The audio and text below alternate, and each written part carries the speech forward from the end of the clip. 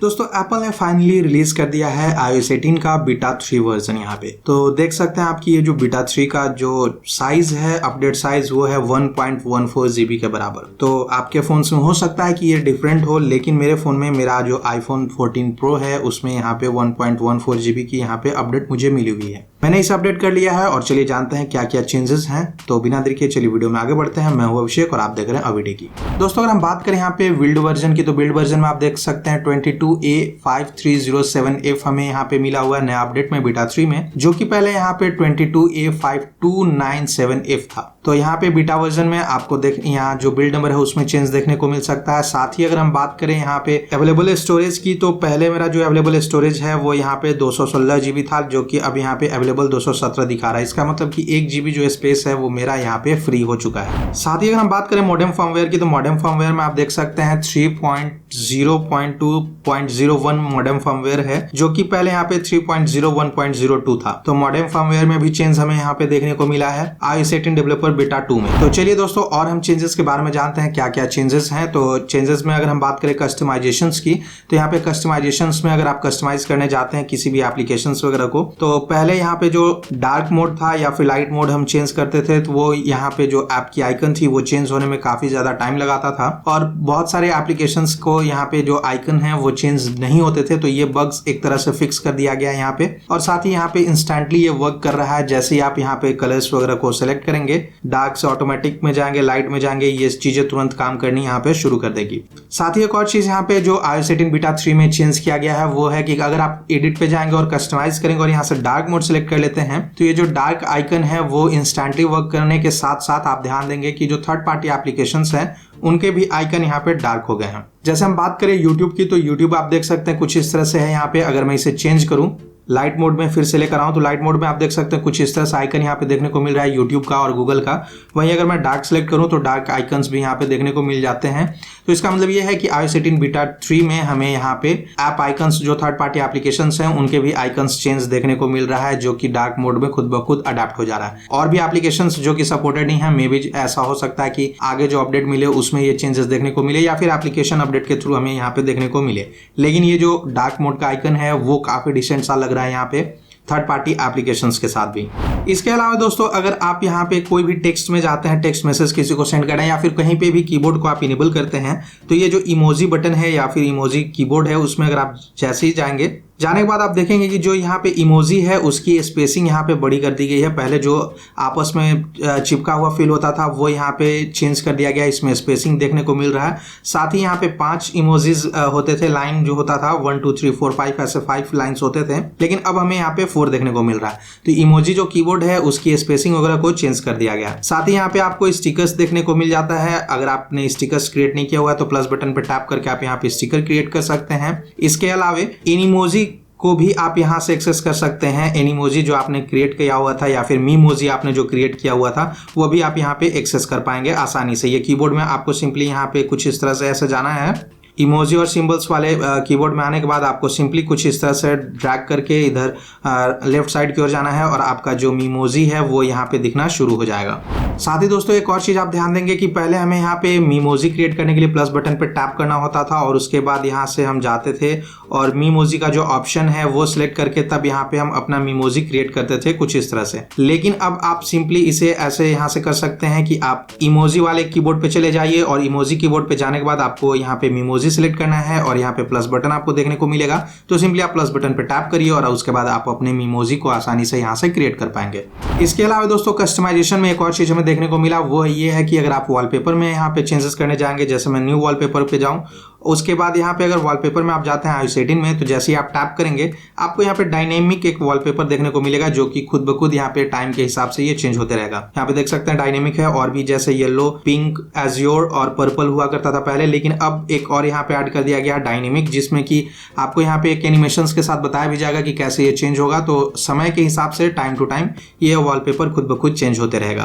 तो ये काफी अच्छा एक फीचर है वॉलपेपर के हिसाब से, कस्टमाइजेशन के हिसाब से, जो कि iOS 18 बीटा 3 में हमें देखने देखने को मिला। साथ ही दोस्तों अगर हम बात करें फ्लैश लाइट की यहाँ पे, तो फ्लैश लाइट एनिमेशन यहाँ पे चेंज किया गया है। कंट्रोल सेंटर में जाकर अगर आप फ्लैश लाइट को ऑन करते हैं तो कुछ इस तरह से फ्लैश लाइट आपको देखने को मिल जाता है, जिसकी यहाँ पे ट्रांजिशन आप देख सकते हैं कैसे आपको दिखेगा। नया यहाँ पे आइकन देखने को मिलेगा। साथ ही साथ ये जो मतलब फ्लैश लाइट की जो आइकन है या फिर मतलब पॉपअप है वो कुछ बड़ा किया गया। पहले काफी छोटा हुआ करता था, लेकिन यहाँ पे बड़ा देखने को मिल जाएगा। साथ ही आप कुछ इस तरह से अपने जो फ्लैश लाइट है उसको नैरो कर सकते हैं, ब्रॉड कर सकते हैं, आपको एक अच्छा लुक देखने को यहाँ पे मिलेगा। साथ ही साथ आप यहाँ पे देख सकते हैं कि एक ग्लिम्प आइकन है ब्राइटनेस के लिए, जो कि आप ऐसे यहाँ पे इंक्रीज करके बढ़ा सकते हैं, घटा सकते हैं, कुछ इस तरह से। बहुत एक डिसेंट सा यहाँ पे चेंज देखने को मिला है इसकी एनिमेशंस वगैरह में, या फिर जो मतलब ग्लिम्प है वो सब काफी कुछ तक चेंज किया गया है। कुछ इस तरह से आप अपने फ्लैश लाइट को ऑफ भी कर सकते हैं, और अगर आप चाहें तो फ्लैश लाइट को यहाँ से ऑन करके इसके ब्राइटनेस वगैरह को इंक्रीज डिक्रीज कर सकते हैं, इसको नैरो कर सकते हैं, ब्रॉड कर सकते हैं। तो ये काफी एक अच्छा डिसेंट सा चेंज यहाँ पे देखने को हमें मिला है iOS 18 बीटा 3 में। नेक्स्ट दोस्तों हम बढ़ते हैं फोटोज ऐप की तरफ। अगर फोटोज ऐप में आप जैसे ही जाएंगे तो फोटोज ऐप में जाने के बाद पहले जो हमें यहाँ पे सिर्फ सर्च बटन देखने को मिलता था, वो अब आप देख सकते हैं कि यहाँ पे सिलेक्ट ऑप्शन का भी एक बटन देखने को मिलता है। साथ ही साथ यहाँ पे सर्च का भी ऑप्शन है। तो काफी लोगों ने इसके बारे में यहाँ पे बताया था या फिर मतलब कंप्लेन किया हुआ था कि सिलेक्ट करने के लिए हमें सबसे पहले ऐसे जाना पड़ रहा था ऊपर में, और उसके बाद सिलेक्ट बटन यहाँ पे होता था, तब जाके हम किसी भी चीज को सिलेक्ट कर पाते थे। लेकिन अब आपको यहाँ पे सिलेक्ट अलग देखने को मिलेगा। साथ ही यहाँ पे सर्च बटन जो है वो ब्लू एक बॉक्स के साथ या फिर यूआई के साथ आपको देखने को मिलेगा, जिसमें को आप टैप करके सर्च कर सकते हैं कुछ इस तरह से। साथ ही साथ सिलेक्ट का भी यहाँ पे ऑप्शन आपको अलग से देखने को मिल जाता है। वहीं जैसे आप सिलेक्ट पे टैप करेंगे तो टैप करने के बाद आपका जो फोटोज है वो फुल व्यू में ऐसे चला जाएगा, और उसके बाद फिर आप सिलेक्शन आसानी से कर पाएंगे। तो ये नया एक एनिमेशन देखने को मिला सिलेक्ट बटन पे टैप करने के बाद। साथ ही दोस्तों हम बात कर रहे हैं फोटोज ऐप की, तो फोटोज ऐप में बहुत सारे चेंजेस किए गए हैं। जैसे कि पहले जो हम किसी फोटोज पे प्रीव्यू करते थे, तो प्रीव्यू करने के बाद कुछ इस तरह से यहाँ पे राउंडेड कॉर्नर्स यहाँ पे देखने को मिलते थे। इमेज में कोई भी इमेज जो होता था उसमें राउंडेड कॉर्नर्स देखने को मिलते थे, लेकिन अब ये स्क्वायर साइज में यहाँ पे हो चुका है, चेंज कर दिया गया इसे।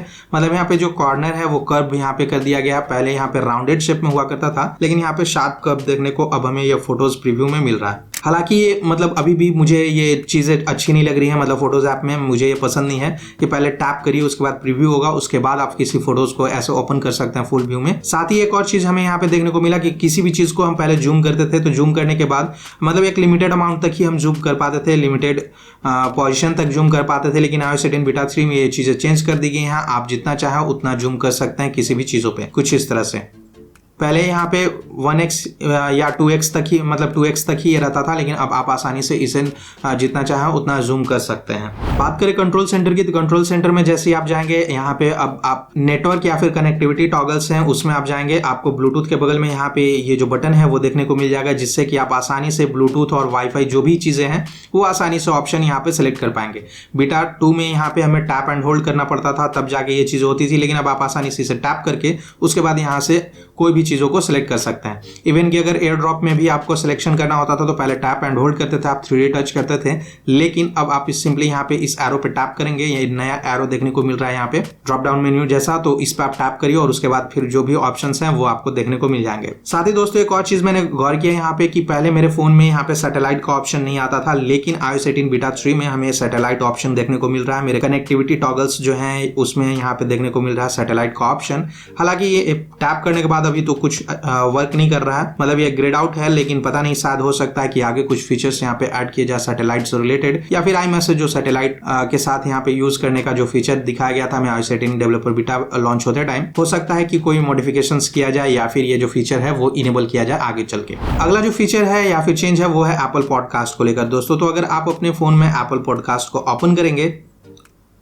तो ओपन करने के बाद आपको यहाँ पे नया एक स्प्लैश स्क्रीन देखने को मिलेगा, जिसमें कि यहाँ पे फीचर्स बताए जाएंगे क्या क्या है। जैसे प्रिसाइज वगैरह है तो प्रिसाइज शेयरिंग का भी ऑप्शन हमें देखने को मिल जाता है। साथ ही साथ यहाँ पे एप्पल म्यूजिक और एप्पल TV प्लस के शोज जो है वो यहाँ पे पॉडकास्ट में मतलब सब्सक्रिप्शन जो है वो कनेक्टेड यहाँ पे एक ऑप्शन मिलता है, जिसमें कि पॉडकास्ट में ही आप ये सारी चीजें का यूज कर पाएंगे। जैसे शो ऑल माई चैनल्स करके आ रहे हैं यहाँ पे, आप देख सकते हैं एप्पल म्यूजिक और एप्पल TV प्लस जो है वो सारे कुछ यहाँ पे मुझे शो हो रहे हैं। तो मैं जैसे सी ऑल माई चैनल्स करूंगा तो जो भी चैनल्स हैं वो यहाँ पे एप्पल म्यूजिक और एप्पल टीवी का सब्सक्रिप्शन मुझे शो करना शुरू हो जाएगा, जो चैनल्स हैं वो शो होने शुरू हो जाएंगे कुछ इस तरह से, और उसके बाद आप आसानी से एपिसोड यहाँ पे प्ले कर पाएंगे। इसके अलावा दोस्तों अगर आप कोई भी यहाँ पे सर्च करते हैं तो सर्चिंग में काफी हद तक चेंज किया गया है ये जो पॉडकास्ट है उसमें, कि आसानी से आप यहाँ पे सर्च कर सकें, जल्दी आपको सर्च रिजल्ट शो हो, उसके लिए यहाँ पे चेंज किया गया है। तो जैसा देख सकते हैं आपने, मैंने टाइप किया और तुरंत ये सर्च हो गया मेरा। तो ये जो सर्चिंग इंडेक्स है वो काफी हद तक चेंज किया गया है। इवन कि अगर आप कोई पॉडकास्ट को यहाँ पे प्ले कर रहे हैं तो प्ले करने के बाद अगर आप किसी भी जगह पे हैं, जैसे अगर आपने जितने मिनट से यहाँ पे पॉडकास्ट को प्ले किया हुआ है, जैसे यहाँ पे मैं 6 मिनट 51 सेकंड मैंने प्ले किया हुआ है, अगर आप यहाँ पे 3 डॉट पे टैप करेंगे और उसके बाद ये जो एपिसोड है इसे अगर शेयर करने जाएंगे तो शेयर करने के बाद आपके पास यहाँ पे 2 तरह का ऑप्शन मिल जाता है, जैसे कि फ्रॉम स्टार्ट का एक ऑप्शन है, तो आप अगर स्टार्ट से शेयर करना चाहते हैं तो वो भी कर सकते हैं। और दूसरा चीज कि आप जिस टाइम पे करना चाहते हैं, जिस स्पेसिफिक टाइम से आप पॉडकास्ट को शेयर करना चाहते हैं किसी के साथ, वो टाइम भी सिलेक्ट कर सकते हैं। आपने जहां तक सुना हुआ है वहां पर आप सिलेक्ट करिए और आसानी से शेयर कर दीजिए। तो ये शेयर के हिसाब से पॉडकास्ट मतलब शेयरेबिलिटी के लिए काफी एक अच्छा फीचर है, जो कि आप किसी को अगर किसी स्पेसिफिक चीजों पे पॉडकास्ट में शेयर करना चाहते हैं या फिर किसी को वो स्पेसिफिक चीज सुनाना चाहते हैं तो उसके लिए काफी बेहतरीन फीचर यहाँ पे देखने को मिलता है हमें। इसके अलावा दोस्तों अगर आप सेटिंग्स में जाएंगे और सेटिंग्स में जाने के बाद एक्सेसिबिलिटी में जाते हैं यहाँ पर, तो और नीचे स्क्रॉल करने के बाद आई ट्रैकिंग में जाएंगे, तो आई ट्रैकिंग इनेबल करने के बाद आपको यहाँ पे ये जो आई ट्रैकिंग का जो ऑप्शन है या फिर मतलब जो सेटअप प्रोसेस है वो काफी हद तक टाइम लेने वाला है। मतलब पहले जो जितना फास्ट होता था वो अब उतना फास्ट नहीं हो रहा है, ये काफी टाइम ले रहा है, क्योंकि यहाँ पे बहुत सारे डेटा कलेक्ट कर रहा है एप्पल, ताकि इनहांस कर सके आई ट्रैकिंग को। और आई ट्रैकिंग मैंने पर्सनली यहाँ पे यूज भी किया सेटअप करने के बाद, तो काफी हद तक यहाँ पे चेंज किया गया है। और साथ ही साथ ये जो स्मूथनेस है आई ट्रैकिंग में, पहले सिलेक्शन वगैरह सही से नहीं होता था, वो चीजें यहाँ पे सही की गई हैं।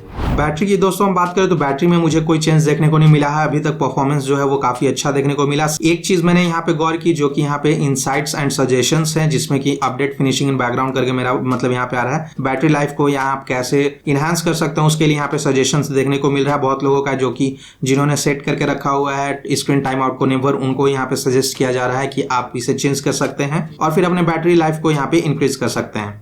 और मुझे कुछ वैसा खास चेंजेस देखने को नहीं मिला, लेकिन फोन का जो परफॉर्मेंस है iOS 18 बीटा 3 में वो काफी हद तक ठीक हो चुका है।